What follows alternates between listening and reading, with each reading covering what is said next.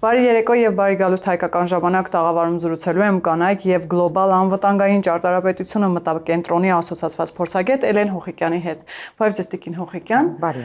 Տիկին Հոխիկյան այսօր Ղազախստանում Ալիևը մի շատ ուշագրավ հայտարարություն արեց, որ այսօրվանից սկսվում է Հայաստանի եւ Ադրբեջանի միջև խաղաղության նոր դարաշրջանը։ Նախ արդյոք համաձայն եք այս պնդման հետ, թե չէ, սա պարզապես քաղաքական հայտարարություն է, թե որևէ առարկայական նաեւ քայլեր եք տեսնում եւ նաեւ մենք տեղեկացանք, որ Ադրբեջանը հանում է Ադրբեջանից միջոցով Հայաստանի ապրանքների ներմուծման այդ սահմանափակումը վերացրեց եւ առաջիկայում, ինչպես հայտնեց նաեւ Գևորգ Պապոյանը, առաջիկայում ղազախական առաջին ցորենի այսպես չափաբաժինը կհասնի Հայաստան Բաքվի միջոցով։ Սրանք նշանակալի իրադարձություններ են, թե հերթական քայլերից մեկն էր, որ կարելի էր սպասել այս խաղաղության ճանապարհին եւ դեպի խաղաղություն գնալու ճանապարհին։ Բարև ձեզ, շնորհակալություն հրավերի համար։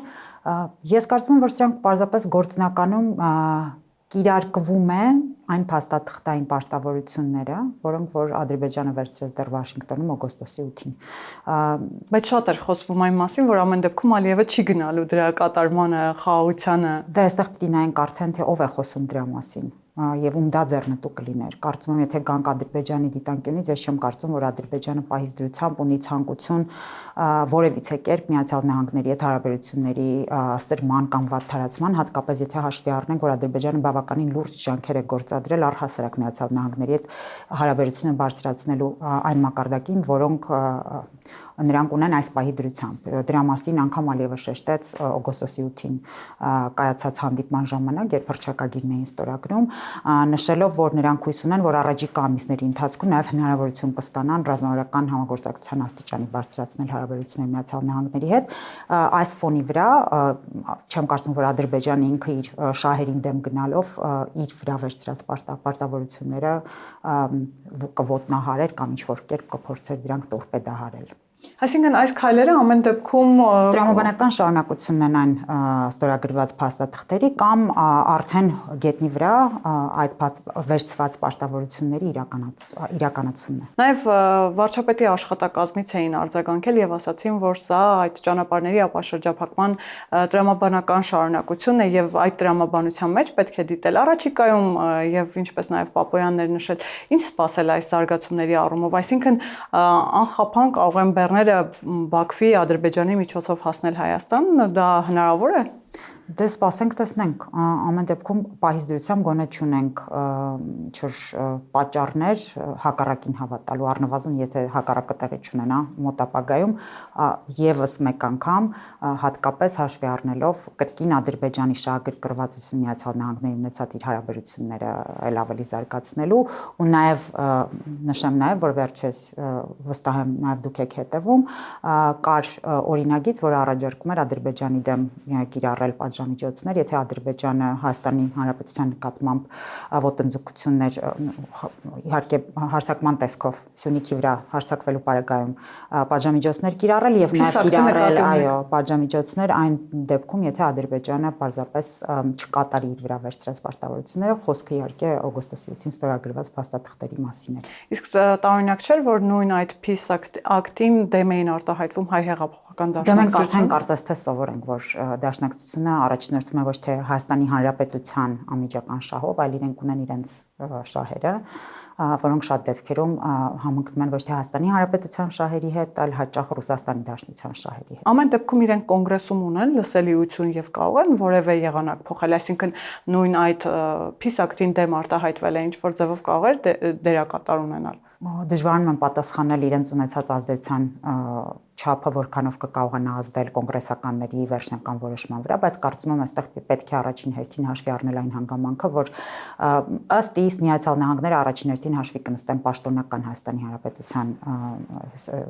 կարծիքի հետ, տվյալ դեպքում առաջին հերթին դեսպանատան հետ են աշխատելու վստահ եմ, եւ երկրորդը Միացյալ Նահանգները ամենաառաջին հերթին առաջնորդվելու են իրենց շահով։ Եթե Միացյալ Նահանգները ստորագրել է կամ գոնե առնվազն Դոնալդ Թրամփի ստորագրությունը կա այն հռչակագրի ներքո երկկողմանի, որը որ ստորագրվեց Ադրբեջանի նախագահի եւ Հայաստանի Հանրապետության վարչապետի կողմից, ապա կարծում եմ, որ սա ուղղակի չի արվել ձևի համար եւ նրանք էլ բազմիցս դրանից հետո ապացուցել են, որ շահագրգռվածությունը կա, համապատասխան process-ները առաջ տանելու եւ զարգացումները հնարավորինս արագ հողի վրա արդեն իրականացված տեսնելու ուղղությամբ։ Տիկին Հողիկյան, սա միակ դեպքը չէ, երբ մենք տեսնում ենք, որ նույն հայ հեղափոխական դաշնակցությունը կամ խորհրդարանական ընդդիմությունը շատ դեմ է արտահայտվում եւ հատկապես շատ ցավոտ ընկալեցին այս օգոստոսի 8-ի իրողությունները, ստորագրված փաստաթղթերը, փորձում էին որոշ շրջան ապացուցել, որ դա կապիտուլյացիա է, Հայաստանը բոլոր կետերում զիջում է, հետո ասացին, որ ամեն դեպքում Ադրբեջանը չի գնալու դրանց կատարմանը, նույն Թրամփի ուղին իրենց համար դեռևս անընկալելի է եւ անհասկանալի, ասում են, որ դա նույն միջանցքն է պարզապես Ամերիկայի Միացյալ Նահանգների վերահսկողությամբ եւ նաեւ Իրանին պարբերաբար հորդորում են Իրանի ուշադրությունը փորձում են սևեռել այդ փաստի վրա, թե ինչպես են հանդուրժելու օրինակ Ամերիկայի ներկայությունը այդտեղ եւ այսպես շարունակ ինչի մասին են այս խոսակցությունները, հատկապես այն ֆոնին, որ նույն ընդդիմությունը, որը պնդում էր, որ կապիտուլյացիա է նոյեմբերի 9-ի փաստաթուղթը, հիմա սկսել է հեղում անել նոյեմբերի 9-ին եւ ասում է դա երազանքի փաստաթուղթ է, օրինակ Ռոբերտ Քոչարյանը այդպես արտահայտվեց։ Ինչի մասին են այս խոսակցությունները, ինչի հաստ չեն այս պայմանագրերի հետ։ Մինչև դրան գալը ուղղակի նշեմ, որ կապիտուլյացիա բառը արդեն այնքան է շահարկվել, այնքան անգամներ, որ կարծես թե լրիվ իմաստազրկվել է այս համատեքստում, ինչ վերաբերում է թե ինչու հանկարծ նոյեմբերի 8-ը, նոյեմբերի 9-ը դարձավ ավելի նախընտրելի, երբ նախկինում կապիտուլյացիա էր որակվում ձեր նշած շրջանակների կողմից, հատկապես օգոստոսի 8-ին ստորագրված հռչակագրի ֆոնին, պատճառը շատ պարզ է, միակն է ես կասեի, նոյեմբերի 9-ի ստորագրված փաստաթուղթը հայտարարությունը միջնորդավորվել է Ռուսաստանի Դաշնության նախագահի կողմից, իսկ ձեր նշած ուժերը երբևէ չեն թաքցրել, որ իրենց շահը անմիջականորեն համընկնում է Ռուսաստանի Դաշնության հետ, ավելին նրանք Ռուսաստանի Դաշնության շահերի անմիջական ներկայացուցիչներն են Հայաստանի Հանրապետությունում, շատերը անգամ բարձրաձայնել են, որ իրենք ոչ միայն դեմ չէին լինի, այլ կուզեին Հայաստանի Հանրապետությունը տեսնել Ռուսաստանի Դաշնության կազմում, իսկ կոնկրետ օգոստոսի 8-ի փաստաթուղթը միջնորդավորվել է եւ միջնորդավորվել է Միացյալ Նահանգների կողմից, ստորագրվել է Միացյալ Նահանգներում, այսինքն ստացվում է, որ այն պնդումը, որ ժամանակին անում էին նույն Ռուսաստանի Դաշնությունից կամ նույն Բելոռուսի նախագահը, որ ում եք դուք պետք, եթե ոչ մեզ, եւ կամահարաբար էին վերաբերվում Հայաստանի Հանրապետության այդ համատեքստում, չի համապատասխանում իրականությանը եւ պարզվել, որ այնուամենայնիվ Հայաստանի Հանրապետությունը գնալու տեղ ունի շահեր եւ գետնի վրա կարող է իր շահերը հնարավորինս առաջ մղել։ Այդ համատեքստում ում ենք մենք պետք, երբ օրինակ ճանապարհների ապաշրջափակման համատեքստում էլ դա այնպես է ներկայացվում, որ օրինակ նույն այդ փաստաթղթից կարող է շահել Ադրբեջանը, Թուրքիան, բայց ոչ Հայաստանը, մենք ախր փոքր երկիր ենք, ոչ մի բան ըստ էության չենք կարող փոխել եւ նաեւ Թրամփի ուղին է այդ դիտանկյունից ներկայացվում, որ այո, այստեղից կարող են շահել բոլոր երկրները, բայց միայն ոչ Հայաստանը։ Հիմա ինչու է պարբերաբար փորձում Հայաստանի դերը նսեմացնել եւ ամեն դեպքում նաեւ այդ պայմանագրերում փորձում են Հայաստանը դերը կամ նսեմացնել կամ չեզոքացնել, այ ասել, որ դրանից շահեց Ադրբեջանը, տարածաշրջանում օրինակ Թուրքիան, այլ երկրներ, բայց ոչ Հայաստանը։ Դե նման պնդում անելը արդեն իսկ նոնսենսի շրջանակներից է, թե բոլորը շահում են, Հայաստանը չի շահում, դա արդեն մի քիչ տրամաբանությունից դուրս է, եթե ավելի ինչ ասենք։ Ինչ գալիս է նրան, թե ում մենք պետք, առաջին հերթին մենք պիտի հասկանանք, թե մենք ինչ կարող ենք առաջարկել աշխարհին դրանով ավելի արժեքավոր դառնալու համար եւ ինչ է պետք մեզ։ Եթե մենք կարող ենք այս երկու օրակարգերի իրար հետ համապատասխանեցնել, ինչը փորձում է անել ներկայումս կառավարությունը, հատկապես այս վերջին խաղաղության խաչմերուկի իր փիլիսոփայությամբ եւ մոտեցմամբ, ստացվում է, որ կան բավականին շատ երկրներ, ովքեր հետաքրքրված են այնուամենայնիվ այն դիրքով, որ Հայաստանի Հանրապետությունը ունի, եւ հաշվի առնելով աշխարհում վերջին զարգացումները, լոգիստիկ ճանապարհների գնալով էլ ավելի ռազմավարական նշանակության դառնալու հատկապես համատեքստում Հայաստանի դիրքը կարող ենք ֆիքսել, որ բավականին ռազմավարական դիտանկյունից բավականին հետաքրքիր եւ կարեւոր է։ Սա հաշվի առնելով մենք էլ ձգտել, կարծես թե արդեն սկսել ենք ձգտել օգտագործել մեր այդ առավելությունը, դրա անմիջական, այսպես վկաներն են այն վերջին փաստաթղթերը, որոնք որ ստորագրվել են, հատկապես ամենակարևորը թերևս դրանցից տրիպի մասին փաստաթուղթը օգոստոսի 8-ին ստորագրված փաստաթղթերի շրջանակում, ստացվում է, որ նույն ձեր նշած շրջանակների կրկին բողոք այս պարագայում էլի կրկին հենց այն համատեքստում է, որ Հայաստանը անշեղորեն դուրս է գալիս Ռուսաստանի Դաշնության ազդեցության գոտուց, որտեղ գտնվել է բավականին երկար եւ այլ ընտրանքներ ունի, առաջարկելու բանել փաստորեն աշխարհում այնուամենայնիվ ունի։ Իսկ դա հեշտ է տրվելու Տիկին Հողիկյան, մենք գիտենք, որ Ռուսաստանը ամեն դեպքում հեշտ չի համակերպվելու դրա հետ, օրինակ Գալուզինի վերջին հայտարարությունները այն մասին էին, որ իրենք կարող են հարթակ տրամադրել, որպեսզի հայ-ադրբեջանական խաղաղության պայմանագիրը ստորագրվի արդեն Մոսկվայում, եւ նաեւ նման հայտարարություններ ենք լսում, որ հայ-թուրքական հարաբերությունների այս տեմպով զարգանալը իրենց ուրախացնում է, Մոսկվան Կրեմլը ողջունում է դա։ Հիմա այս հայտարարությունները ինչի մասին են եւ արդյոք հեշտ է լինելու այդ Ռուսաստանի ծիրից դուրս գալը, ինչպես դուք նշեցիք։ Որևէ բան հեշտ չի լինում, հատկապես եթե խոսքը շահերի պաշտպանության մասին է եւ այդ ինչը շահեկան է մեզ համար կարող է շահեկան չլինել մի շարք այլ խաղացողների համար, բայց գիտեք, եթե վախենանք դրանից, որ ինչ-որ բանը հեշտ է, ստացվում է ոչինչ չանել եւ պարզապես վախենալով որևէ բան անելուց մնալ այն նույն կարգավիճակում, որը ունեցել ենք։ Իսկ դա ոչ միայն փակուղի է, այլ ինչ-որ պահին կարող է պարզապես տանել Հայաստանի Հանրապետության չլինելիությանը, եթե մենք կորցնում ենք մեր սուվերենությունը։ Այսինքն Ռուսաստանի հետ մնալը, ես ճիշտ եմ միայն հասկանում։ Ռուսաստանի հետ մնալը, այսինքն չունենալ այլընտրանք, չբալանսավորված հարաբերությունների այն շրջանակը, որ մենք ունեցել ենք փաստորեն անցյալում, մեզ բերեց հասցրեց այն փակուղուն, որին որ հասել էինք։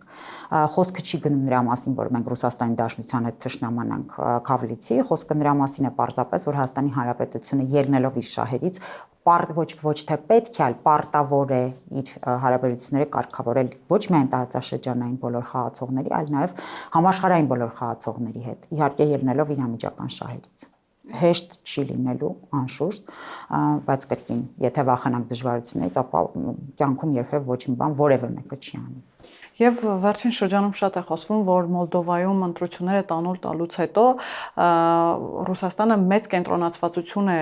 եւ ուշադրություն է սևեռելու Հայաստանի ուղղությամբ եւ այստեղ էլ մենք արդեն նախընտրական տրամաբանության մեջ տեսնում ենք հայտարարություններ, ձևավորվող ուժեր, ինչ է կարծում, իսկապես Ռուսաստանը մեծ կենտրոնացվածություն եւ գումարներ է ներդնելու այդ իմաստով, թե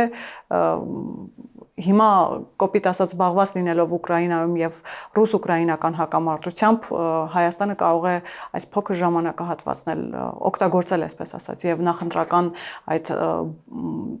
փուլը ավելի խաղաղ կանցնի։ Դե տեսեք, մենք արդեն նկատում ենք եւ նախկինում էլ տեսել ենք այդ նույն հիբրիդային գործիքների օգտագործումը, որպեսզի անմիջական ազդեցություն ունենա ներքին քաղաքականության դինամիկայի վրա, բայց եկեք նայենք ինչ է փոխվել ներքին այսպես դաշտում Հայաստանի Հանրապետության։ Աստից որևէ բան չի փոխվել, նույն անձինք 1-2 բացառությամբ, եթե խոսքը իհարկե արմատական անդիմության մասին է եւ այն նոր շրջանակների, որոնք կրկին ռուսական շահն է ներկայացնելու դաշտում, տանում են նույն խոսույթը, որևէ նոր բան չեն առաջարկում, շարունակում են կենացասացությունը եւ հիմնական շեշտը դնում են էմոցիաների վրա։ Ես հասկանում եմ, որ էմոցիաները եւ դա ապացուցված է բազում ուսումնասիրություններ կան այս թեմայի վերաբերյալ, որտեղ ցույց է տրվում, որ էմոցիոնալ, այսպես հայտարարությունները, որոնք որ ուղեկցվում են ատելության խոսքով, բարկությամբ եւ այլն, շատ ավելի հեշտ են գտնում աուդիտորը, լսողին շատ ավելի հեշտ են հասնում։ Բայց Հայաստանի Հանրապետության քաղաքացին նույն քայլերը տեսել է նաև նախորդ ընտրությունների ժամանակ 21 թվականին պատերազմից հետո, երբ շատ ավելի բարդ ժամանակահատված էր Հայաստանի Հանրապետության համար, անհամեմատ ավելի անելանելի իրավիճակում էին գտնվում, բայց ի տարբերություն սպասելիքների, հատկապես ընդդիմության սպասելիքներին, ովքեր այն ժամանակ կարծես թե վստահ էին, որ իրենք են իշխանության գալու, Հայաստանի Հանրապետության քաղաքացին հստակ ընտրություն արեց։ Ես չեմ կարծում, որ այդքան հեշտ կլինի խաբել մարդկանց, ովքեր անցել են այն բոլոր արհավիրքների միջով վերջին տարիների, ինչպիսիք էին պատերազմը, Արցախի հայաթափումը եւ այլն եւ այլն։ Այսօրվա դրությամբ Հայաստանի քաղաքացին շատ ավելի իմաստուն է եւ կարծում եմ տարբերությունը տեսնում է խոսույցների, հատկապես այն կուսակցությունների կամ քաղաքական ուժերի, որոնցից մի հատված անթաքույց ասում է, որ այո, մենք պատերազմի, այսպես ասած, տարբերակն ենք շատ ավելի աջակցելու, պաշտպանելու եւ առաջ տանելու, որովհետեւ նրանք նշում են, որ գալու ենք, չեղարկելու ենք օգոստոսի 8-ի այսպես համաձայնությունները, նաեւ վերանայելու ենք Հայաստանի Հանրապետության վերցրած քաղաքական կուրսը, իսկ սա ինչ է նշանակում, եթե մենք փորձենք ինչ-որ կերպ վերանայել այն բոլոր քաղաքական քայլերը, որ արվել է վերջին տարիների ընթացքում, նորից պահանջատիրությամբ հանդես գանք, սա միանշանակ պատերազմի ուղղությամբ տանող ճանապարհ է։ Հայաստանի քաղաքացին ունի հստակ ընտրություն վստահել կենացասածներին, վստահել այն քաղաքական ուժերին, ովքեր չեն թաքցնում իրենց քաղաքական նախապատվությունները եւ կարծես թե հստակ ֆիքսում են, որ իրենք ներկայացնում են ոչ թե Հայաստանի Հանրապետության շահը, այլ երրորդ երկրի շահը, տվյալ պարագայում Ռուսաստանի Դաշնության, կամ վստահել այն քաղաքական ուժերին, որոնք որ ավելի շատ գալիս են Հայաստանի շահը իրենց մտքում ունենալով եւ առաջարկելով գուցե շատ ավելի դժվար ճանապարհ, բայց միևնույն ժամանակ ավելի ռեալիստական լուծումներով, չգնալով կենացների ճանապարհով եւ չխաբելով Հայաստանի Հանրապետության քաղաքացուն հնարավոր հետևանքների մասին կամ դժվարությունների հետ կապված նաեւ։ Տիկին Հողիկյան, քանի որ խոսացիք էմոցիաներից եւ ասացիք, որ հաճախ դաշտ են բերվում էմոցիոնալ խոսույթներ, որպեսզի կարողանան հանրության վրա ազդել, վերջին շրջանում շատ էր խոսվում արցախցիների վերադարձի իրավունքի մասին, Դաշնակցությունը անգամ այդպես շատ տաքայրուն գրառում էր արել Արցախի վերադարձի մասին, հետո իհարկե տեքստը խմբագրեց ցեղասպանության թեման են փորձում տակ պահել պարբերաբար, օրինակ Դաշնակցությունից հայտարարում են, որ եթե իրենք կան իշխանության, առաջինը պիտի Թուրքիային պարտադրեն ցեղասպանության ճանաչում։ Սրանք ուզում եմ հասկանալ այդ ժանրի հայտարարություններից են թե ոչ եւ վերջին հավաքը մեր ձևով շարժման հավաքին կուզենամ անդրադառնալ, որ ամենատարբեր թվեր են ներկայացվում, ընդդիմադիր մամուլը գրում է մինչեւ 30,000 մարդու մասին, իրազեկ քաղաքացիների միավորումը գրում է 7500 մարդու մասին եւ ամեն դեպքում ասում են, որ սա հուժկու հարված է իշխանությանը եւ մեր ձևով շարժումը գալիս է որպեսի քաղաքացիական պայմանագրին երկրորդ անգամ ընդդիմություն դարձնի։ Դուք այդ հավանականությունը տեսնում եք։ Դա արդեն կարծում եմ առաջիկա ընտրություններին կերևա, բայց նման հայտարարությունները շատ բնական են նախընտրական փուլում որևիցե քաղաքական ուժի կողմից։ Ես երբևիցե աշխարհում որևէ ընտրությունների, եթե կոնտեքստում նայենք, չեմ տեսել որևիցե քաղաքական ուժի, որը գալիս է խնդրում է քվեները որևիցե երկրի քաղաքացիների եւ ասում է, որ մենք հնարավորություն չունենք հաղթելու կամ մենք չենք հաղթելու։ Ինչքանով է դա հավանական, կրկին պետք է նայենք այն առաջարկների համատեքստից, թե ինչ են առաջարկում ձեր նշած թե ինչ են առաջարկում։ Դե կենացասացության, այսպես էլի ժանրից ենք գալիս, ինչքանով որ ես հասկացա արված հայտարարությունների համատեքստից, ինչ վերաբերվում է մնացած կուսակցություններին Արցախի հնարավոր վերադարձի եւ արցախցիների վերադարձի հավանականության մասին, գիտեք, սա կրկին անհավանականի ժանրից է հաշվի առնելով, թե սրա հնարավոր հետևանքները ինչպիսին կարող են լինել։ Նախ դիտարկենք արցախցիների հնարավոր վերադարձի այսպես համատեքստը, որ արցախցին է պատկերացնում, որ ինքը կարող է վերադառնալ Արցախ, ապրել Ադրբեջանի կազմում, նրանց որդիները ծառայեն Ադրբեջանի բանակում, նրանք համապատասխանաբար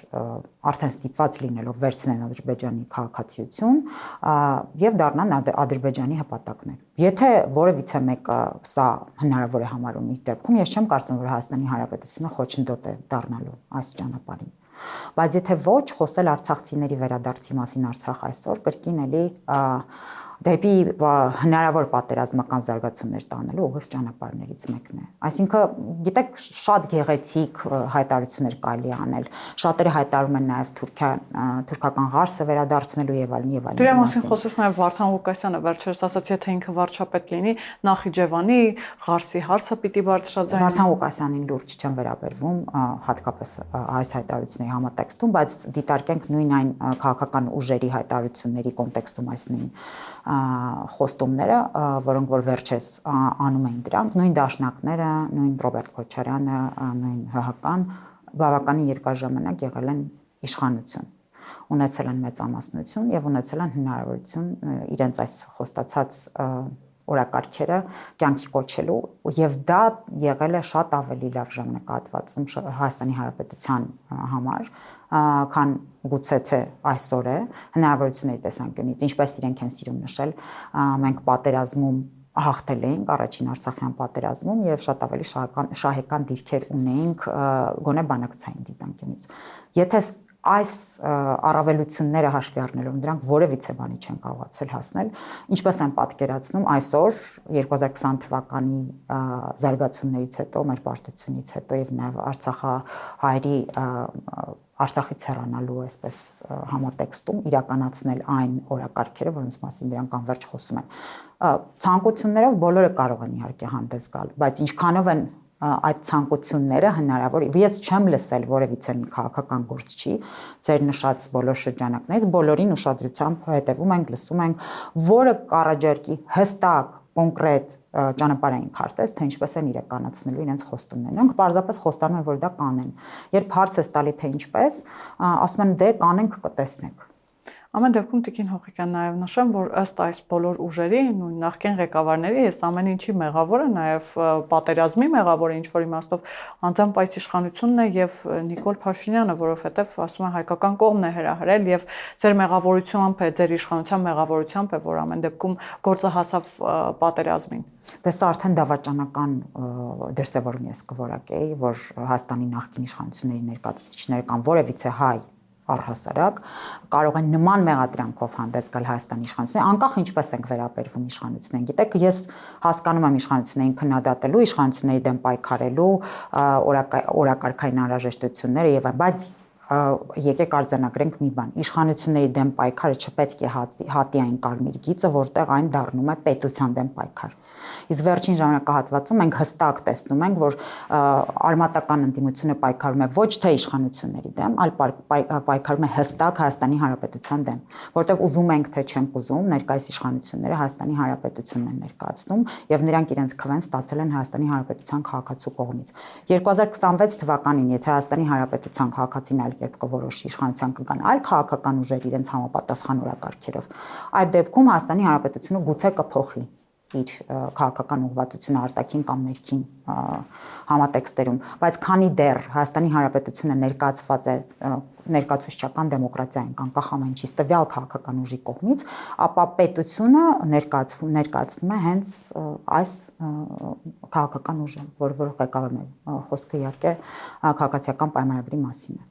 Տիկին Հողիկյան, առաջարկում եմ տեղափոխվենք Մտովի Գյումրի, վստահ եմ երեք տեսել եք թե ինչ էր կատարվում, քննչական կոմիտեն նախ եւ իրավապահ մարմինները գործողություններ էին իրականացնում Գյումրու համայնքապետարանում, ձայնագրությունը տարածվեց հայտնի եւ ձերբակալվեցին 8 աշխատակիցներ, այդ թվում նաեւ Գյումրու քաղաքապետը կաշառք վերցնելու, կաշառք առաջարկելու մեղադրանքներով եւ քաղաքական ընդդիմադիր հատկապես շրջանակները, որոշ անհատներ, կրկին անգամ իրավապաշտպաններ սկսեցին խոսել այն մասին, որ սա քաղաքական հետապնդում է, սա հարձակում է ժողովրդի քվեի վրա։ Վարդան Ղուկասյանը անգամ հայտարարում էր, որ Գյումրու ինքնիշխանությանը պետք չէ խառնվել։ Նախ ինչպես հասկանալ այս հայտարարությունները եւ այս process-ները ձեզ իրավական գործընթացներ են, թե քաղաքական հետապնդում են, ինչպես վերջին շրջանում շատ է շահարկվում։ Մի քանի մասի բաժանեմ հարցը։ Ես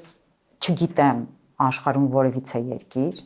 որտեղ կոռուպցիոն որևիցե դրսևորում հատկապես կաշառքի հնարավոր մեղադրանքով որևիցե մեկին գործողության են անմիջապես հնարավոր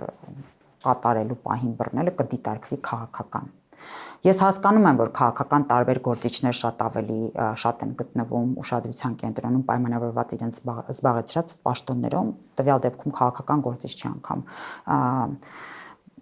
կարող ենք ասել, որ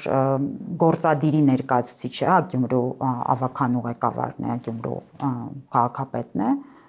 բնական է, որ նրանք շատ ավելի շատ են մանրադիտակիտակ, եթե կարող ենք այդպես ասել, քան ցանկացած այլ մեկը, ով որ նույն կարևորության պաշտոն չի զբաղեցնում եւ բնական է, որ նրանց հետ կապված որևիցե զարգացում շատ ավելի լայն հնչեղություն է ստանալու, քան ինչ որ միտեղ աշխատող բաժնի պետի գործած, ասենք թե ինչ որ սխալ կամ նմանատիպ ինչ որ մի դրսևորում։ Ինչ վերաբերում է նրան, որ քաղաքական հետապնդում է կամ ինչու են հենց հետապնդում անմիջապես ընդդիմության ներկայացուցիչներին կամ այն մարդկանց, ովքեր հետապնդումների արդյունքում կամ իրենց գործած մեղքերի արդյունքում արագ որոշում են դառնալ ընդդիմություն, ես առնվազն գոնե հիշում եմ դեպքեր, երբ նմանատիպ մեղադրանքներով նաև անցել են մարդիկ, փոխնախարարներ, եթե չեմ սխալվում, նախարարներ, նաև քաղաքացիական պայմանագրից, այսինքն այն պնդումը, որ քաղաքացիական պայմանագրի կամ իշխող կուսակցությանը հարող ներկայացուցիչները որևիցե կերպ չեն անցել քրեական գործերով, այնքան էլ ճիշտ չէ։ Ու էլի կրկին մարդիկ ովքեր անում են հայտարարություններ, այնպիսի հայտարարություններ, ես հիշում եմ առնվազն Գյումրու քաղաքապետը ինչ ասաց, եկեղեցու մասների երևի խոսքը, ասաց վերևում Աստված է, ներքևում Ռուսաստանի Դաշնությունը, թե Ռուսաստանը, Դաշնությունը եւ ինչ ֆիքսեց, նմանատիպ այլ բաներ։ Գիտեք, եթե նման հայտարարություններ են անում մարդիկ, բնական է որ ուշադրության կենտրոնում կլինեն, բնական է նաեւ մնացած հայտարարությունների կոնտեքստում, որ ողջամիտ կասկած կարող է առաջանալ, որ նրանք այնքան էլ օրինական դաշտում չեն գտնվում։ Էլի, պայմանավորված իրենց իսկ արած հայտարարություններով։ Իսկ որ կաշառքը կարող է որևիցե կերպ, կաշառք վերցնողին որևիցե կերպ կարող են քաղաքական հետապնդվող, այսպես որակել, դա նոնսենս է, բացարձակ նոնսենս է։ Աշխարհում առասարակ չկա որևիցե քաղաքական ուժ, որի ներկայացուցիչներից որևէ մեկին, եթե բռնում են նմանատիպ հանցանքի վրա, նրանք պաշտպանեն դա անվանելով քաղաքական հետապնդում։ Իհարկե ամեղության կանխավարկածը իհարկե հաշվի առնելով, այնուամենայնիվ մեղադրանքը հենց այդ դաշտում է։ Այնպես որ չգիտեմ, քաղաքական հայացքները մի կողմ, գործողություններին եկեք նայենք, էլի ես չեմ պատկերացնում ինչպես կարելի է կաշառակերին քաղաքական հալածել համարել կամ հայտարարել։ Եվ ամեն դեպքում Վարդան Ղուկասյանի այդ քրիստոնեական հայացքներով էր պայմանավորված, որ եկեղեցին, երբ որ քննչական կոմիտեն իրականացնում էր գործողություններ, սկսեց զանգերը ղողանջել։ Ես կարծում եմ, այստեղ ոչ թե քրիստոնեական կամ եկեղեցապաշտ լինելը ունի ավելի շատ դեր։ Ո՞րն է այդ դերը կապը։ Ես կարծում եմ, այստեղ նույն ճամբարում կամ թերևս նույն շահերով առաջնորդվելու կամ նույն գաղափարախոսությամբ առաջնորդվելու կյանքում այսպես հանգամանքն է, որ միավորում է տվյալ քաղաքական ուժերին եւ եկեղեցուն։ Մի դրվագով ուղակի հիշեցնեմ եւս մեկ անգամ, որ ամիսներ առաջ եւ վարչապետը Բալկանյան երկրներից մեկում էր, եթե չեմ սխալվում, մեր թեմի առաջնորդը նրան երբ դիմավորեց եւ նշեց, որ շատ ուրախ են եվրոպական վերցված կուրսի ուրախությամբ եւ կապակցությամբ եւ այլն, եկեղեցին շատ արագ արձագանքեց նշելով, որ դա իրենց պաշտոնական մոտեցումը չէ, այնինչ տարիներ շարունակ արվել են հայտարարություններ տարատեսակ եկեղեցականների կողմից, նրանցից երկուսը առնվազն այսօր քրեական գործերով են նաեւ անցնում, եկեղեցին որևէ կերպ չի արձագանքել նշելով, որ ինքը անջատում է իրեն տվյալ եկեղեցականներից, ավելին ես, եթե չեմ սխալվում, այսօր է կրկին ռազմական հեղաշրջում անելու մեղադրանքի գործով անցնող arczepiskopos-ը հայտարարում էր, որ իրենք ունեն հայրապետի օրհնությունը։ Նաև հայտարարվում է, որ նրանք հիմա քաղբանտարկյալներ են, թե Աջապահյանը, թե Գարստեն։ Նույն դաշտից են։ Ես կրկին չեմ պատկերացնում որևէ իրականություն, որտեղ ռազմական հեղաշրջում նախապատրաստելու մեջ կասկածվող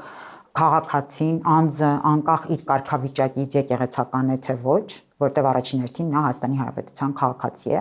եւ այնպես չի որ եկեղեցականներին Հայաստանի Հանրապետության օրենքները չեն վերաբերվում։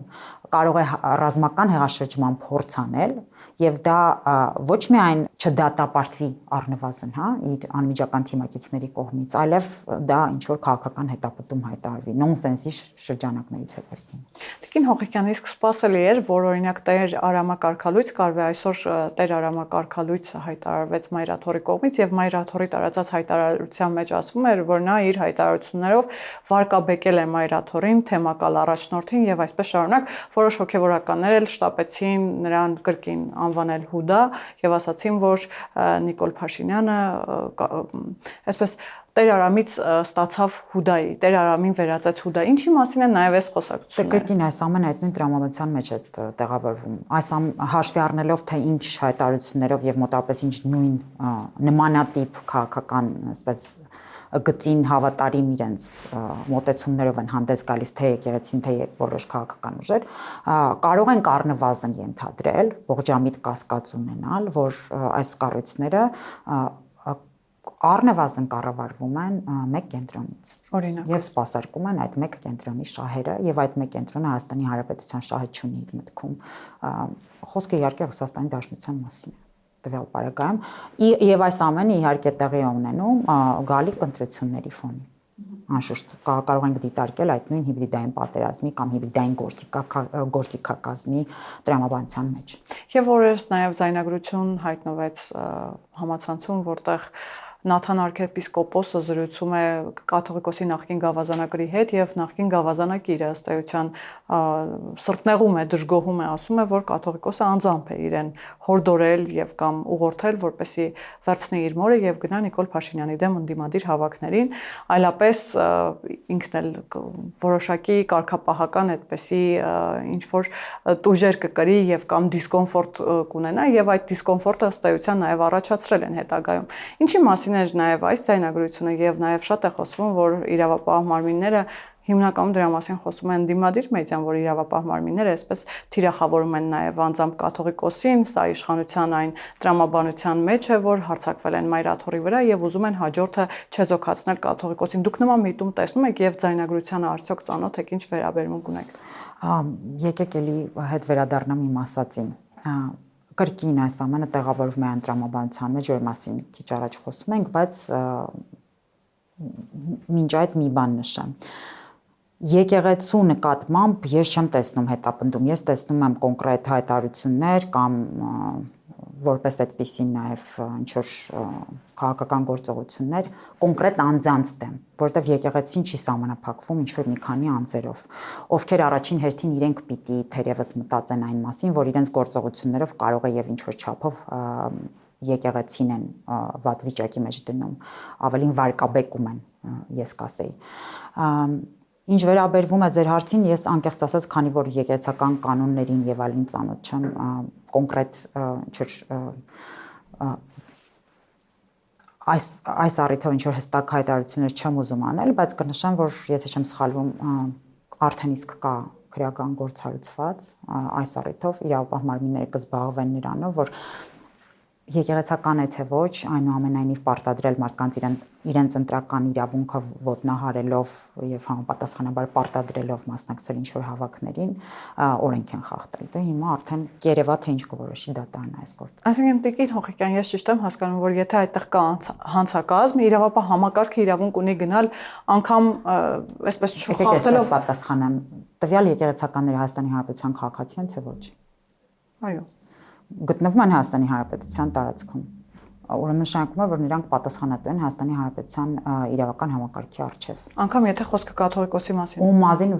մասին ուզում է խոսքը լինել, անկամ եթե խոսքը վարչապետի մասին է։ Բոլորս Հայաստանի Հանրապետության քաղաքացի ենք, բոլորս ունենք պարտավորություններ եւ բոլորս այնպես չի որ օրենքից որևէ մեկը ավելի վեր է, քան մյուսները։ Բոլորս էլ պատասխանատու ենք օրենքի առջև, համապատասխանաբար օրենքին համապատասխանել պիտի